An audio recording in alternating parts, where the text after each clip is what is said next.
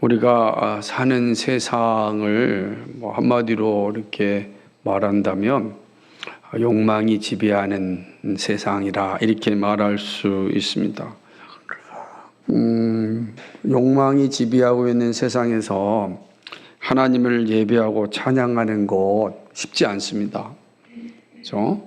왜냐하면 욕망은 자신을 중심으로 하는 것인데 하나님을 찬양하는 것은 자기를 내려놓아야 가능하기 때문에 그렇습니다. 그래서 욕망이 지배하는 이 시대에 우리 시간을 내어서 예배하고 하나님을 찬양하고 하나님께 경배하자, 되게 쉬운 게 아닙니다.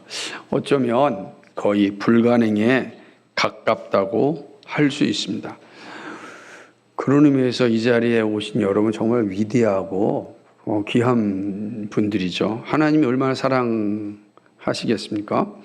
이 불가능에 가까운 시대에 가능함을 가지고 살아가고 있으니 대단한 일입니다. 정말로 이 세상 사람들에게 있어 욕망의 지배를 받고 있는 사람들이 예수를 믿는다는 거, 하나님을 예배한다는 건 정말 어렵습니다.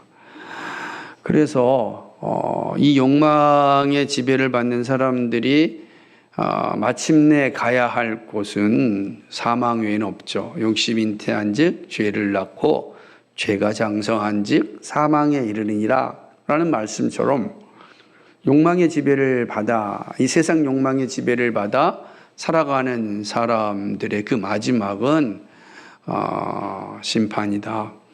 영원한 멸망 가운데 떨어질 수밖에 없다는 것입니다. 그럼 어떻게 해야 되겠습니까?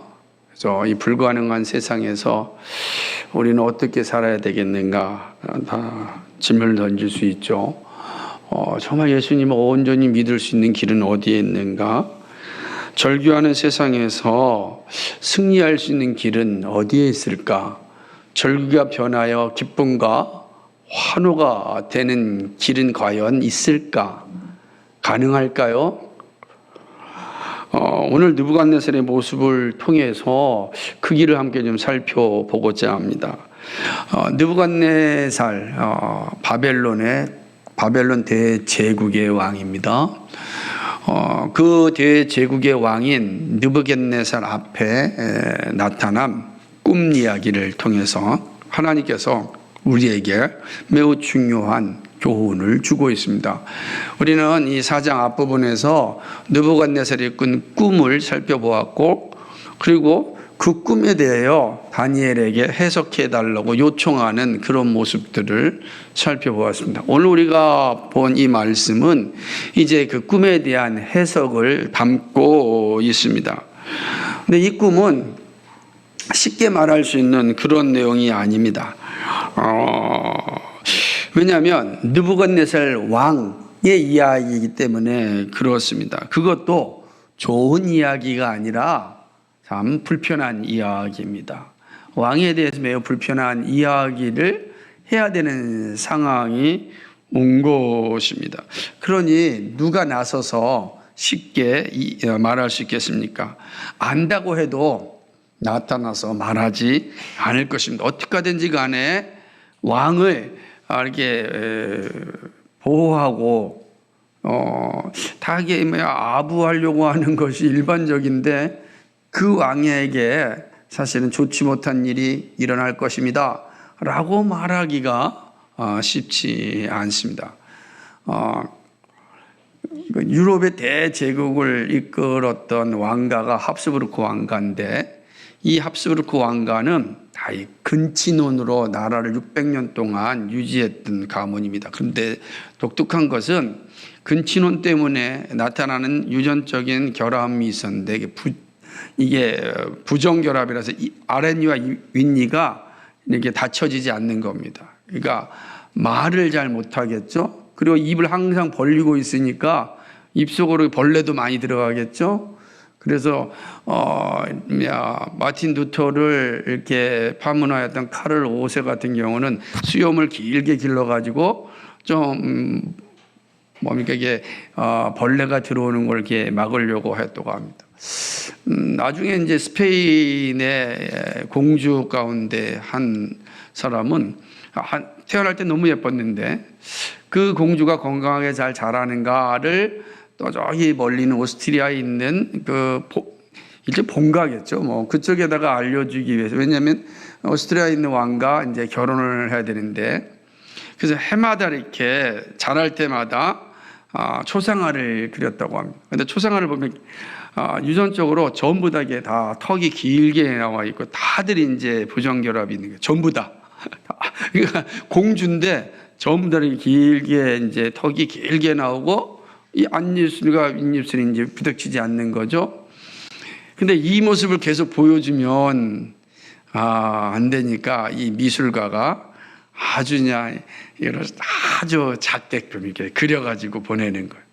그리고 옆에 이제 다른, 그러니까 조금 오늘식으로 얘기하면 장인들인데 이런 분들랑 같이 그려가지고 이상 없게끔 만들어서 평범하다, 아니 더 낫다, 뭐 이렇게 알려주는 거죠. 이게 이제 권력자에 대한 그 신하들의 태도예요. 그러니까 다니엘이 이 왕의 이 꿈 얘기를 듣고서 불안하고 번민할 수밖에 없었던 내용 가운데 하나가 뭐냐면, 지금 왕에게 아주 나쁜 이야기를 해야 되는 거예요. 왕에게 좋지 못한 이야기를 할 수밖에 없는 상황이니까 번민할 수밖에 없는 것이죠. 아무도 자기 목에 방울을 걸려고 하지 않는 상황에서 다니엘 역시 번민하고 있을 때 왕이 이야기를 합니다.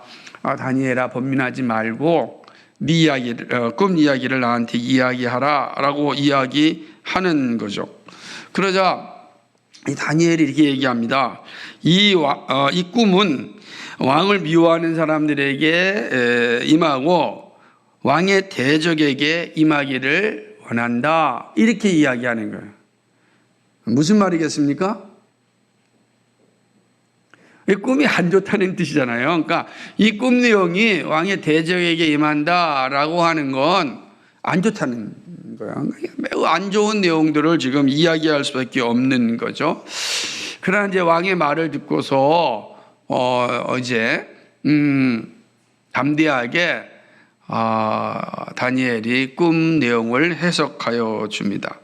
자, 느부갓네살이 보았던 꿈 내용이 뭐냐면 큰 나무입니다. 큰 나무가 자라서 하늘에 닿을 듯하고 가지가 무성하고, 그러다 보니 거기 열매도 엄청나서 수없이 많은 사람들이 열매를 먹고 동물들과 새들이 다 거기서 이렇게 안식을 취할 수 있을 만큼 어마어마한 그러한 큰 나무를 꾸은 거죠. 근데 큰 나무가 누구냐? 바로 왕입니다. 큰 나무는 왕을 의미합니다. 그러니까 왕이 바로 이 큰 나무와 같이 권세를 가지고 번성할 것이고, 많은 사람들이 왕으로 말미암아 먹고 살 것이고, 많은 사람들이 왕의 그 통치 앞에서 평안함을 누릴 겁니다. 이렇게 이제 해석을 합니다. 여기까지만 해도 기분이 좋죠. 근데 갑자기 어떤 얘기가 일어납니까? 하늘의 순찰자가 내려와서 나무를 베어버렸습니다. 그리고 그루터기만 남고 그루터기도 세 줄과 노스로 꽝꽝 묶어버렸습니다. 라고 이야기하는 겁니다. 그리고 그것을 이 그루터기를 들풀 가운데 두고 하늘에 이슬을 젓고 들짐승과 더불어 먹으면서 7대 7년을 지내게 될 것입니다. 이렇게 이야기하는 것이죠. 그러면서 말하기를 이것은 바로 왕이 권세에서 쫓겨남을 의미합니다. 이게 쫓겨나서 7년 동안 짐승처럼 살 것이다. 이렇게 이게 쉽게 말할 수 없는 거잖아요. 왕이 쫓겨난다. 이거는 뭐예요? 쿠데타나 마찬가지잖아요. 반역죠, 반역. 이거 우리 시대 조선시대로 얘기하면 반역이에요, 반역. 근데 지금 다니엘의 이야기를 하는 것이죠. 그렇게 7년 동안 소처럼 또 살 것이고 하늘 이슬에 젖을 것을 의미하는 것입니다. 그런데 그때 7년이 지난 후에 왕이 나라를 다스리는 분이 하나님이구나 하는 걸 알게 될 겁니다. 이제 이렇게 7년을 지나고 난 다음에 그때 왕은 나라를 다스리는 게 내가 아니라 하나님이 다스리는구나. 하늘의 하나님이 나라를 다스리고 하늘의 하나님이 자신이 원하는 대로 누구에게든지 왕권을 주고 뺏기도 하는 것을 그때 가서 알게 될 것입니다 라고 이야기하는 것입니다. 다시 말하면 느부갓네살이 왕으로 나라를 다스리고 있지만 실제로는 하나님이 허락하지 않으면 누구도 그 나라의 통치자가 될 수 없습니다 라는 의미이죠. 다시 말해 일반 나라도 하나님의 섭리 가운데 있습니다. 느부갓네살은 이방의 나라잖아요. 근데 이방의 나라를 움직이시는 분이 누구인가? 하나님이시다라는 것을 이제 말씀하는 것입니다. 근데 그루터기를 남겨두라고 하였습니다. 이것은 무엇인가? 하나님이 나라를 다스리는 실제 왕임을 깨달은 후에 다시금 그루터기에서 싹이 나고 가지가 나서 나무가 될 겁니다. 다시금 왕의 나라가 견고하게 세워질 것입니다. 26절입니다. 견고하게 세워질 것입니다 라고 이야기하는 거죠. 나라가 완전히 사라지는 것이 아니라 그루터기가 있기 때문에 다시금 회복함을 의미하는 것입니다. 자, 이 말을 한 후에 다니엘은 왕에게 이렇게 얘기합니다. 왕이요. 자, 보세요. 왕이 뭐 잘 나가다가 그 다음에 쫓겨나게 될 텐데 이 꿈이에요. 아직 실제로 일어난 게 아니잖아요. 꿈이잖아요. 그러니까 이게 사실 다니엘 입장에서 두렵잖아요. 그래서 다니엘이 왕에게 무엇이라고 이야기하냐면 왕이 정말로 공의로 나라를 다스리고 가난한 사람들에게 긍휼을 베풀고 그들의 죄를 사한다면 혹시 하나님께서 그의 나라의 왕위를 지켜주실 것입니다. 이렇게 이야기하는 것이죠. 27절의 말씀이죠. 왕이 평안함이 장구할 것입니다. 오래될 겁니다. 이렇게 이야기합니다. 이렇게 끝나는 거예요. 꿈 얘기가 다 끝났어요. 그죠? 꿈 해석이 된 겁니다. 그러고 나서 이제 시간이 흐릅니다. 이게 이제 28절의 내용입니다. 이 모든 일이 다 느부갓네살 왕에게 임하였습니다. 이게 무슨 말이죠? 느부갓네살 왕이 아주 거대한 나라가 된 거죠. 그 하늘에 닿을 만한 나무가지로 엄청난 권세를 누리고 엄청난 제국을 형성하고 정말 큰 제국을 이제 만드는 그런 이제 자리에 이르게 된 것입니다. 근데 1년이 지난 후에 1년이 지난 후에 느부갓네살은 자신이 만든 그 정원에서 교만을 드러냅니다. 이 공중정원이거든요. 이게 바벨론의 공중정원이 어마어마한 것입니다. 그러니까 그 중동에서 정원을 만들고 정원 위에서 느부갓네살이 자기의 제국을 바벨론을 다 한눈에 내려다 보는 그런 것을 보게 되는 것이죠. 거기에서 그는 이렇게 이야기합니다. 내가 내 능력과 권세로 이 나라를 건설하였다. 이제 갑자기 교만해지기 시작한 거죠. 내 능력과 내 권세로 내가 내 나라를 건설하였고 나의 도성으로 삼고 내 위엄의 영광이 나타났다. 여기서 보면 전부 다 중심이 어디로 가요? 내가 하였다. 내가 욕망을 가득 찬 나의 이 교만이 가득 찬 모습으로 이야기하는 것입니다. 30절까지죠. 겸손할 때 왕위가 영원할 것이라고 말하였는데 그는 자기의 나라가 강성해지고 권력이 정말로 거대해지자 이제 교만의 자리에 떨어지고 만 것입니다. 그러자 즉시로 느부갓네살은 쫓겨납니다.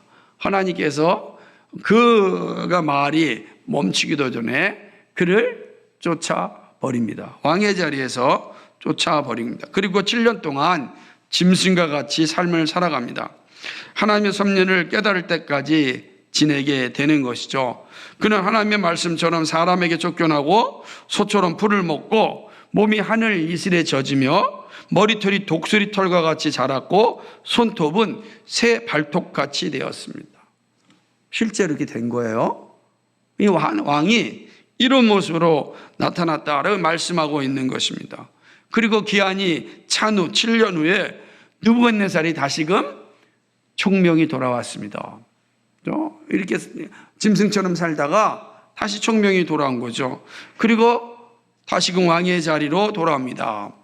그러니까 7년 동안 왕의 자리에 없었지만 그러나 다른 왕이 그 자리에 서지 못했습니다. 그 말은 뭐죠? 느부갓네살이 죽지 않았기 때문에 그런 거예요. 죽지 않은 상태에서 지금 어떠한 상황이 있느냐? 짐승처럼 살고 있는 거예요. 그러다 보니까 지금 이 제국의 재상들이 이 왕을 대신하여 나라를 다스리고 있었던 것이죠. 그러다가 7년 후에 총명이 돌아옵니다. 그 깨달은 거죠. 이 다니엘이 주었던 그 말씀이 이제 이 느부갓네살이 온전히 깨달은 겁니다. 그리고 그는 하나님의 일하심을 고백하고 찬양과 경배를 드립니다. 영생하시는 이를 찬양하고 경배하고 하나님의 권세는 영원하고 그의 나라는 대대로 이어질 것이다 라고 이야기합니다. 여기 뭐죠? 뭐로 바뀌었어요? 나가 없어요. 내 나라, 내 능력, 내 권세 아무것도 없고 다 뭐로 바뀌죠? 하나님의 영광, 하나님의 권세, 하나님의 영원함 다 바뀌는 겁니다. 7년이 완전히 느부갓네살을 새로운 존재로 만들었던 것입니다. 느부갓네살은 하나님께서 자신의 뜻대로 행하시는 것에 대하여 누구도 막을 수 없고 무엇을 하는 자가 아무도 없을 것이다 라고 얘기합니다. 무슨 말입니까? 하나님이 하시는 일이 온전하다는 거죠. 하나님이 다 하시는 일이다. 하나님이 하시는 일에 대하여 누가 왈가왈부할 사람이 있겠느냐? 없다 라고 이제 말하는 것입니다. 하나님 앞에 겸손할 때 사실은 총명이 다시 돌아왔습니다. 그리고 느부갓네살의 바벨론 제국의 영광도 회복되었습니다. 왕의 위엄과 영광도 회복되었고 모든 신하들이 다시금 왕에게로 나와서 이전보다 더 큰 권세를 가지게 됩니다. 36절의 말씀이죠. 느부갓네살은 자신의 권세가 이전보다 더 강하였음을 압니다. 그리고 이 모든 것이 다 하나님의 뜻임을 고백합니다. 느부갓네살은 하나님을 찬송하고 경배합니다. 하나님의 일하심은 진실하고 그의 행하심이 의로움을 찬양합니다. 느부갓네살은 교만하게 행하는 자를 낮추시는 하나님을 찬양합니다. 자기의 낮아지시게 하신 하나님을 찬양하는 것으로 고백합니다. 이게 37절 말씀이죠. 그러니까 이게 꿈 내용과 실제로 느부갓네살에 나타난 모습입니다. 고대 역사가 기록되었겠죠. 느부갓네살 바벨론 제국에 대한 일반 역사가 기록되어져 있습니다. 일반 역사를 보게 되면은 느부갓네살은 이 바벨론 제국을 다 점령하고 그런 다음에 거대한 건축물을 만드는 일에 아주 열심히였다고 합니다. 실제로 지금도 이란에 가게 되면 이런 터가 남아 있는데 정말 어마어마합니다. 이란에도 지금 어마어마한 이 바벨론 제국의 터가 이제 남아 있습니다. 근데 그가 만든 최고의 건축물은 하늘정원이에요. 하늘정원. 이게 역사 속에서 7대 불가사의 중 하나입니다. 7대 불가사의 중 하나가 바로 이 하늘정원입니다.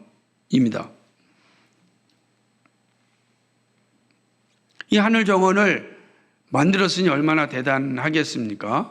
대단한 이제 일을 하게 된 거죠. 그러니까 느부갓네살의 교만은 정말 하늘에 닿은 것을 이제 볼 수가 있는 것이죠. 근데 이 교만의 결과가 심각한 건데 실제 기록에 보면은 느부갓네살이 정신병에 걸립니다. 정신병에 걸려가지고 심각한 상황에 이르렀다고 기록하고 있는데 그 병이 뭐냐면 현대의 어떤 질병으로 이야기한다면 라이켄 스로프라고 하는 병입니다. 다시 말하면 수광병 혹은 낭병이라는 질병이라는 거예요. 이 질병은 뭐냐면 자신이 사람임에도 불구하고 늑대처럼 동물처럼 행동하고 사는 거예요. 부유했는데 난 자기가 이 동물처럼 생각해서 살아가는 거예요. 그러니까 지금 33절에 있는 것처럼 야생인처럼 살아가는 거예요. 지능이 확 떨어지겠죠. 그래서 갇혀버리고 만 것이죠. 그렇게 되어버리고 만 것입니다. 고대 기록을 보면 느부갓네살은 큰 전쟁을 치른 후에 바벨론으로 왔을 때 돌연 자취를 감추었다가 사망하기 얼마 전에 다시 나타났다라고 기록하고 있어요.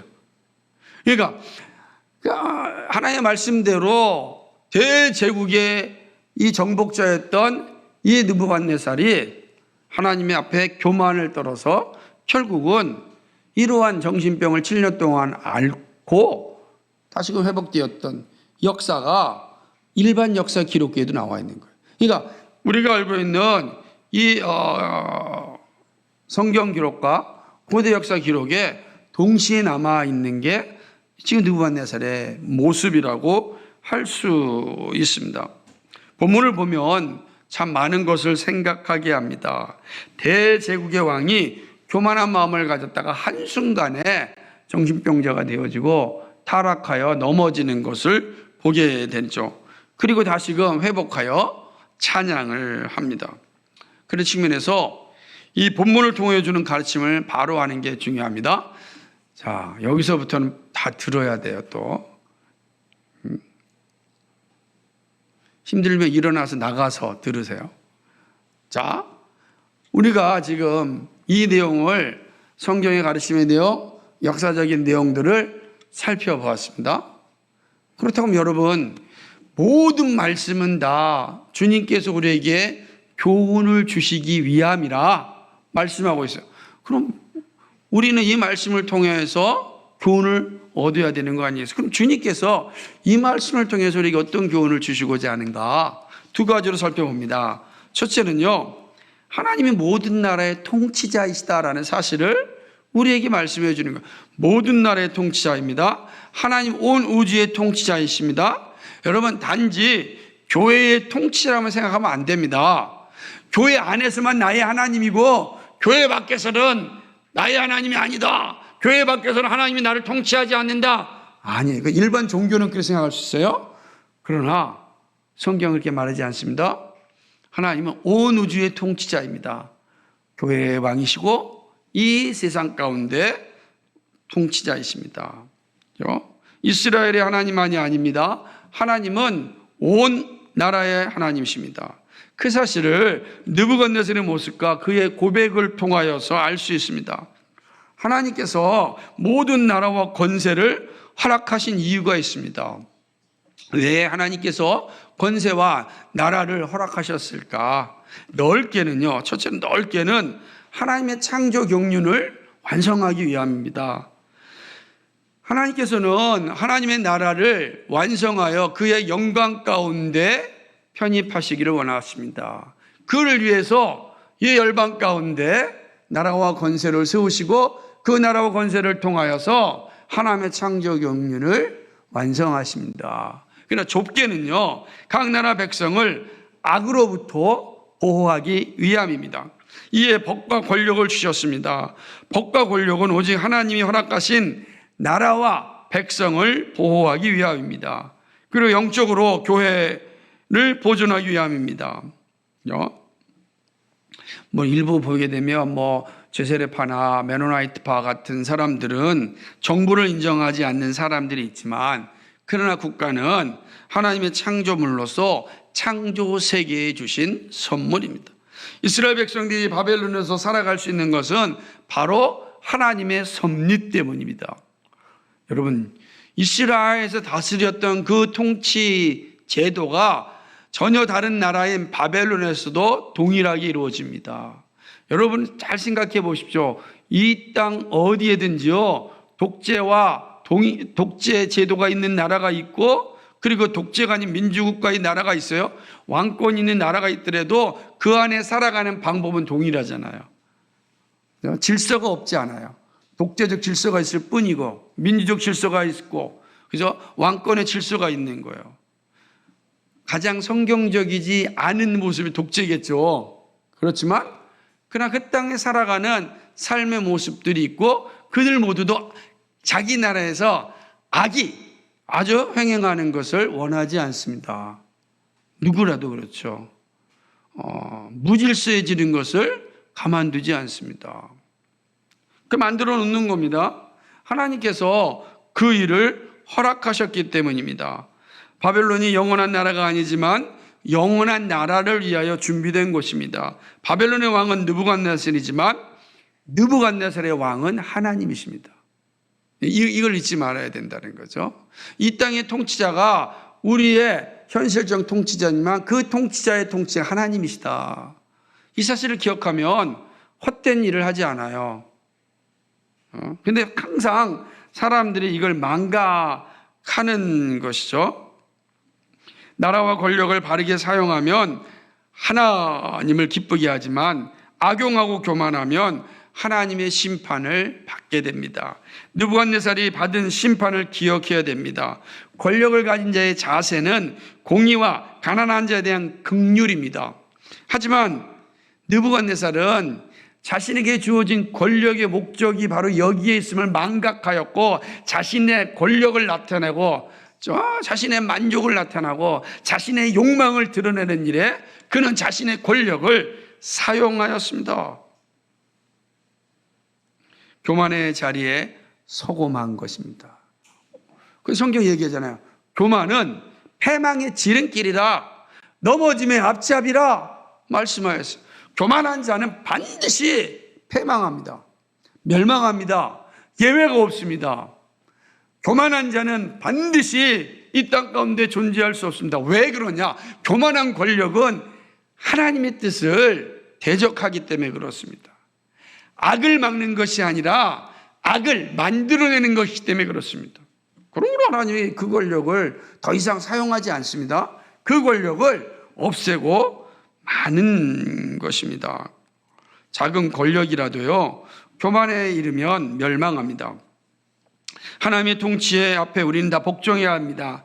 그렇지 않고 교만의 자리에 서면 멸망하게 됩니다. 교만과의 싸움이 무엇보다 중요합니다. 그런데 교만과의 싸움을 이기는 게 너무 힘들어요. 여러분, 교만과의 싸움에서 얼마나 자주 이기십니까? 그 교만과의 싸움에서 우리가 잘 이기지 못해요. 그래서 절망할 수밖에 없지 않습니까? 교만의 자리에 서면 멸망의 자리에 서서 쓰는데 교만을 이겨야 되는데 교만을 이기지 못하니까 우리의 삶이 늘 힘들고 지치고 그런 겁니다. 이렇게 살아야 되는가? 너무 힘들다라는 것이 우리의 입술로 고백될 수밖에 없어요. 이 욕망의 세상에서 욕망을 버리고 교만을 버리고 사는 게 결코 쉽지가 않습니다. 그게 사실이잖아요. 어떻게 해야 되겠습니까? 그렇죠? 느부갓네살의 모습을 보듯이 우리의 힘으로는 불가능할 수 있습니다. 우리의 힘으로는 불가능합니다. 그런데 놀랍게도 이 교만을 이기고 이 욕망을 이기신 분이 계십니다. 바로 예수 그리스도입니다. 예수님은 모든 통치가 하나님께 있음을 알았습니다. 그러기에 사단이 주는 달콤한 권력의 시험에 넘어가지 않았습니다. 마태복음 4장 8절과 10절 말씀에 마귀가 또 그를 데리고 지극히 높은 산으로 가서 천하 만국과 그 영광을 보여 이르되 만일 내게 엎드려 경배하면 이 모든 것을 내게 주리라. 욕망의 그 가장 최전선에 서 있었습니다. 이게 예수께서 말씀하시되 사단아 물러가라 기록되었을 때 주 너희의 하나님께 경배하고 다만 그를 섬기라 하였느니라. 아멘. 예수 그리스도께서는 이 욕망의 최전선에서 승리하셨습니다. 세상을 이기신 분입니다. 너희가 세상에서 환난을 당하나 담대하라. 내가 세상을 이겼다. 그 세상이 어떤 세상입니까? 욕망의 세상입니다. 그 세상이 어떤 세상입니까? 교만으로 가득 한 세상입니다. 모든 사람들로 하여금 교만의 자리에 이르게 하는 세상입니다. 그런데 그 교만의 자리에 서는 것은 다 멸망에 가는 거예요. 교만한 자는 다 죽음에 이르게 됩니다. 그러므로 이 세상은 교만을 이기지 못하는 한 전부 다 멸망에 이르게 되어 있어요. 그러므로 이 교만을 이겨야 되는데 우리 힘은 불가능한데 예수 그리스도께서 이 욕망을, 이 교만을 이겨내셨습니다. 세상을 이기신 분이 예수님입니다. 이제 우리는 그 예수님을 믿고 예수님께 연합되어 있으면 세상의 욕망과 교만과 싸움에서 이기신 예수님께서 우리로 하여금 그 교만과 욕망과의 싸움을 이길 수 있도록 힘을 주시고 능력을 주십니다. 우리가 할 수 있는 것이 아니라 예수 그리스도께서 우리를 그 일을 하게 하십니다. 예수님의 이기심이 우리의 승리가 됩니다. 그러니까 우리가 할 일이 뭐겠습니까?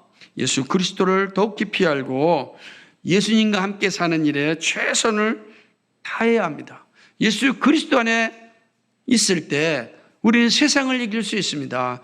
예수 그리스도 안에 있을 때 하나님이 참 통치자임을 고백하게 되고 그 하나님의 통치 앞에 온전히 순종할 수 있습니다. 예수 그리스도 안에 있을 때 가능한 겁니다. 예수 그리스도를 떠나면 우리는 반드시 심판의 자리에 서게 됩니다. 그건 느부갓네살 모습을 통해서 보여주는 겁니다. 사랑하는 여러분, 언제나 예수 그리스도 안에 거하시고 그분의 힘으로 이 세상과 싸울 수 있기를 간절히 소망합니다. 두 번째는 복음은 누구라도 회심의 자리에 이르게 합니다. 이 놀라운 사실이 느부갓네살의 모습을 통하여 볼 수 있습니다. 회심은 무엇입니까? 주님께로 마음이 돌려짐을 의미합니다. 세상을 향하여 살다가 하나님을 위하여 사는 인생의 전환점이 회심입니다. 회심이 있어야 세상과 우상과 싸울 수 있습니다. 그러니까 세상과 우상과 싸울 수 있는 힘은 회심해야 돼요. 회심하지 않고는 우리는 이 세상과 우상과 싸울 수 없습니다. 복음에 합당한 삶을 살 수 있는 길은 회심에 있습니다. 회심은 복음을 들을 때 주어집니다. 복음을 들으면 회심의 역사가 일어납니다. 느부갓네살은 복음을 듣기까지 회심의 자리에 있지 않았습니다. 그렇죠? 적당한 거리 두기를 하면서 살았습니다. 회심을 하면 교만이 멸망의 지름길임을 자각합니다. 회심한 자에게 주의 성령께서 끊임없이 우리에게 알려주죠. 싸울 수 있는 힘이 생기는 겁니다. 회심한 자는 철저하게 예수 그리스도께 접붙여 있습니다. 연합되어 살아갑니다. 회심한 자는 날마다 예수 그리스도를 붙잡고 예수 그리스도께 모든 것을 맡기고 예수 그리스도로 흘러오는 그 힘으로 살아갑니다. 모든 것이 하나님의 은혜임을 진실하게 고백합니다. 내가 하는 것이 아니라 하나님이 하심을 고백하면 내가 아니라 하나님이 하셨습니다. 내가 아니라 하나님이 이루셨습니다. 내 능력이 아니라 하나님의 능력입니다. 회심한 자에게 나타나는 특징입니다. 느부갓네살은 이러한 모습을 우리에게 보여주고 있습니다. 느부갓네살이 교만하여 자기의 자리에 떨어진 지 7년 후에 자신에게 일어난 모든 일을 보고서 하나님을 찬양합니다. 찬양하지 않을 수 없었습니다. 7년 동안에 생각해 보십시오. 대제국의 왕이 짐승처럼 살았다고요. 상상이 되십니까? 근데 7년 후에 총명이 돌아왔습니다. 치유를 받았습니다. 그때 자기의 삶 7년을 되돌아보니 끔찍하지 않았겠습니까? 그런데 또 돌아보니 하나님께서 말씀하신 대로 이루어졌습니다. 느부갓네살은 자신의 고백이 완전히 바뀝니다. 그렇죠? 우리가 한번 볼까요? 그 고백의 차이가 어떤 건지 30절 한번 읽어봅시다. 30절 시작. 나 왕이 말하여 이르되 이 큰 바벨론은 내가 능력과 권세로 건설하여 나의 도성으로 삼고 이것으로 내 위엄의 영광을 나타낼 것이 아니냐 하였더니 나 세 번 하죠. 완전히 모든 것이 나에 있다. 그런데 그가 어떻게 얘기합니까? 그가 고백하는 내용은 34절과 그리고 37절의 말씀에 나타납니다. 그는 이렇게 얘기합니다. 지극히 높이 계신 분께 감사합니다. 영생하신 하나님을 찬양합니다. 하나님의 권세는 영원합니다. 하나님의 나라는 영원합니다. 하나님의 일은 다 진실합니다. 하나님의 행하시면 다 의로우십니다. 하나님은 교만하게 행하는 자를 능히 낮추십니다. 여기에 자기가 하나도 나타나잖아요. 다 하나님의 은혜입니다. 하나님의 은혜입니다. 하나님이 그렇게 하셨습니다. 회심한 자의 입술에서는 이 고백이 나오는 거예요. 하나님이 하셨습니다. 하나님이 하셨습니다. 우리가 왜 예배 드립니까? 회심한 자의 고백은 하나님이 나를 예배자로 인도하여 주셨기 때문입니다. 나를 자녀로 삼아 주셔서 제가 예배하는 자리에 오게 되었습니다. 회심하지 않은 자는 뭐죠? 무엇인가 기대하고 원해서 오는 거예요. 뭔가 부족하니까. 그건 종교인이에요. 예수 믿는 사람은 그렇지 않습니다. 그죠? 무엇을 받기 위하여 신앙생활하는 게 아니에요. 종교인은 다 그래요. 종교인은. 그러나 복음을 받으러 회심한 그리스도인은 나에게 필요한 모든 것이 나에게 있어야 될 줄 주님이 알고 계시기 때문에 그것 가지고 살아가지 않습니다. 주님의 영광을 위하여 내가 무엇을 위하여 살아갈까? 그 고백이 삶의 중심이 되는 겁니다. 내가 하나님의 영광을 위해서 무엇을 해야 할까? 내가 오늘 이 예배를 통해서 하나님 어떻게 기쁘게 할까? 이게 중심이 되는 겁니다. 이게 회심한 자의 모습이에요. 내 영광은 의미가 없습니다. 오직 하나님의 영광, 하나님만이 높여지게 되는 겁니다. 그 예배 자체가 다르죠. 하나님을 찬양하고 하나님께 영광 돌리고 하나님을 만나고자 하는 기쁨으로 예배에 참여하는 겁니다. 예배가 그런 곳입니다. 회심할 때 그것이 우리의 심령 가운데 들어오죠. 그게 복음이에요. 느부갓네살의 이 고백은 참으로 진실합니다. 자신의 삶을 통하여 처절하게 체험하기 때문입니다. 복음을 들으면 누구라도 이러한 변화가 생깁니다. 이방인도 복음이 증거되면 회심하게 됩니다. 그러기에 우리는 모두에게 복음을 전해야 됩니다. 사랑으로 복음을 전하는 일입니다. 물론 엄청난 지혜가 필요합니다. 그러나 담대하게 전해야 됩니다. 그러면 회심의 역사를 보게 됩니다. 복음이 무엇입니까? 예수님은 나의 주님이십니다. 예수 그리스도가 복음 아닙니까? 예수 그리스도께서 나에게 이루신 일, 나의 죄를 위하여 십자가에 죽으시고 죽은 가운데 다시 부활하사 하나님 보좌 우편에 앉아 계신 분, 날마다 나를 위하여 중보하시고 나의 기도를 들으시고 하나님께 아뢰시는 분, 성령을 보내주셔서 영원토록 나와 함께 하시는 분, 예수 그리스도, 예수님이 나의 주님이십니다. 이 복음이에요. 이 놀라운 소식을 전해야 되는 것입니다. 느부갓네살의 낮아짐에서 회심의 은혜를 봅니다. 낮아지지 않으면 은혜를 받지 못합니다. 하나님은 낮아지게 하는 은혜를 베풀고 회심의 선물을 주십니다. 그러므로 7년 동안에 이 느부갓네살의 낮아짐은 놀라운 은혜의 선물이었습니다. 7년 동안 괴로웠겠죠. 그러나 그 낮아짐이 느부갓네살을 회심케 하는 선물을 주었습니다. 죄인 중에 괴수임을 알게 되면 그리스도 앞에 굴복하게 됩니다. 회심, 구원의 모습은 낮아짐을 경험합니다. 철저하게 자신의 무능함을 알게 됩니다. 바울의 고백처럼 죄인 중에 괴수임을 알게 됩니다. 내가 정말로 별 볼 일 없는 존재였구나. 그런데 그리스도께서 나를 이렇게 사랑하셨고 나를 이 자리에 있게 하셨고 나를 통하여 하나님 나라와 영광을 위하여 일할 수 있도록 능력을 주셨고 지혜를 주셨고 재능을 주셨구나. 그걸 알게 되는 겁니다. 내가 아니라 다 이제 하나님의 은혜요 예수 그리스도의 은혜로 돌아가게 되는 것입니다. 낮아질 때 높아집니다. 예수님은 십자가에서 죽는 자에게 낮아졌습니다. 그러나 하나님이 그를 지극히 높여주셨습니다. 낮아짐이 은혜입니다. 낮아져야 높여질 수 있습니다. 겸손해야 하나님의 일꾼이 될 수 있습니다. 이 모든 것이 회심의 모습입니다. 복음을 들으면 누구라도 은혜의 자리에 이르게 됩니다. 복음을 전하는 것이 생명인 이유가 여기에 있습니다. 그러므로 우리가 할 일은 무엇이겠습니까? 생명이신 예수 그리스도를 전하는 일입니다. 저 사람은 예수 믿지 않을 것 같아. 그건 우리의 생각이죠. 느부갓네살이 예수님 믿었어요. 회심했다고요. 우리 생각에 저 재벌들은 돈이 많으니까 예수 믿지 않을 것 같은데 그렇지 않잖아요. 그 우리 생각이라. 그 누구도 복음 앞에 당당한 사람이 없습니다. 우리가 할 수 있는 일은 복음을 전하는 겁니다. 하나님이 일하십니다. 하나님이 놀라운 역사를 나타내십니다. 여기에 있습니다. 교회가 존재하는 이유는 복음을 전하기 위함입니다. 복음이 생명이기 때문입니다. 복음이 회심을 낳고 회심은 예수 그리스도만을 드러내는 겸손을 살아가게 합니다. 이러한 은혜가 정말 우리 가운데 넘치기를 간절히 소망합니다.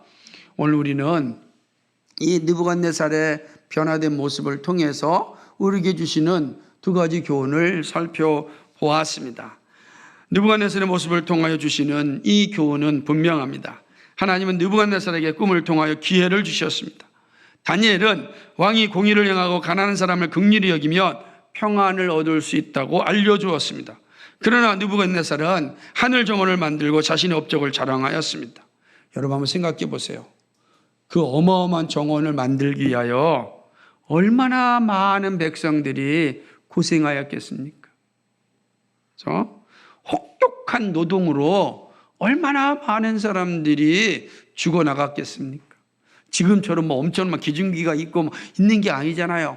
다 일일이 손으로 들고 올려서 해야 돼요. 하늘 정원을 만들었으니 그 뭐더라 사막 지역에서 이 말이 됩니까?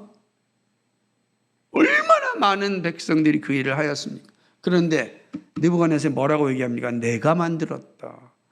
내 능력으로, 내 권세로 만들었다. 얼마나 교만합니까? 그렇죠? 자기 백성들을 향한 그 어떤 말도 없습니다. 이 모든 것을 만들게 하신 하나님을 찬양하는 것도 없습니다.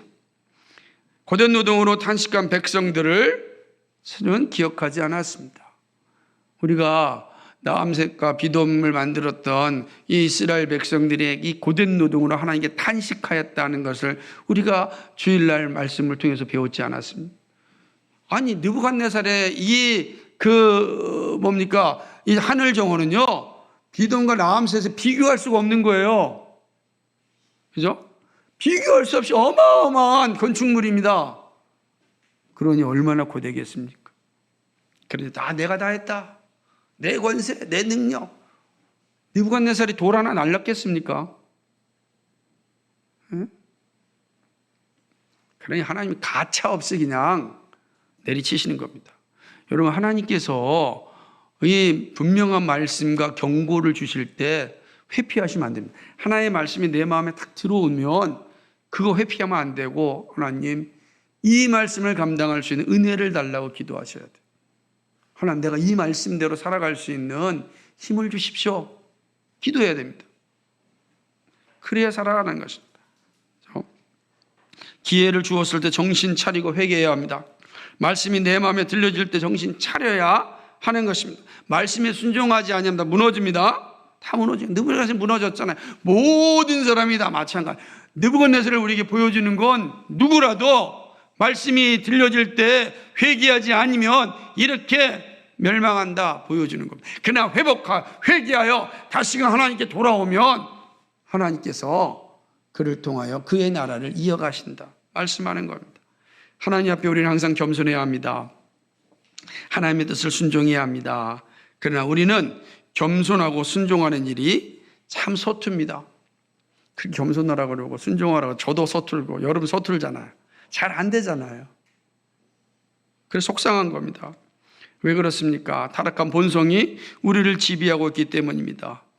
그러면 우리가 겸손과 순종의 자리에 서려면 겸손하시고 순종으로 본을 보이신 예수님께 연합되어 있어야 됩니다. 우리의 힘이 아니라 예수님의 힘으로 우리가 그 길을 가야 합니다. 예수님이 나의 주님이라고 고백해야 됩니다. 그러므로 겸손하시고 순종을 이루신 주님께서 우리를 겸손과 순종의 자리로 인도하여 주십니다. 내가 하는 것이 아니라 주님, 저를 순종의 사람으로 겸손의 사람으로 인도해 주옵소서. 우리가 할 수 있는 여기 있어요. 그러면 우리 주님께서 이미 순종하시고 이미 겸손을 보이신 그 주님께서 우리를 겸손한 자리로, 하나님 나라를 위해 순종하는 자리로 우리 인도해 주십니다. 우리가 할 일이 뭡니까? 예수 그리스도께 접붙여 있는 거예요. 예수 그리스도를 붙잡고 있으면 예수 그리스도께서 우리를 사용하십니다. 사랑하는 여러분, 우리가 아니라 예수님입니다. 내가 아니라 예수 그리스도입니다. 늘 예수 그리스도를 붙잡고 예수 그리스도 떨어지면 안 됩니다. 예수 그리스도와 함께 살아가십시오. 그럼 삶의 어떤 현장에서도 예수 그리스도께서 우리를 인도하여 주시고 마침내 그의 나라와 영광을 위하여 살게 하십니다. 그런 애가 우리 가운데 넘치기를 주님의 이름으로 간절히 축복합니다. 거룩하시고 자비하신 하나님 아버지, 고맙고 감사합니다. 느부갓네살을 통하여 우리에게 들려주시는 이 교훈을 살펴보았습니다. 하나님 아버지, 이 교훈의 핵심은 여전히 예수님은 나의 주님이시라는 사실로 돌아갑니다. 예수 그리스도 외에는 우리가 참으로 겸손의 자리에 나아가지 못하기 때문입니다. 예수 그리스도만이 우리로 하여금 하나님이 온 우주의 통치자임을 분명하게 고백하게 합니다. 오 주님, 예수 그리스도께 접붙임되어 예수 그리스도 연합된 자로서 예수 그리스도를 알고 예수 그리스도와 함께 동행하는 우리의 삶이 되게 하여 주옵소서. 그리하여 정말 하나님께 영광 돌릴 수 있는 우리의 생애가 되도록 인도하여 주시고, 이 험악한 세상, 참으로 욕망이 가득한 세상에서 넘어지고 쓰러지지 않고 이겨낼 수 있도록 인도하여 주옵소서. 예수 그리스도의 받들어 기도하옵나이다. 아멘.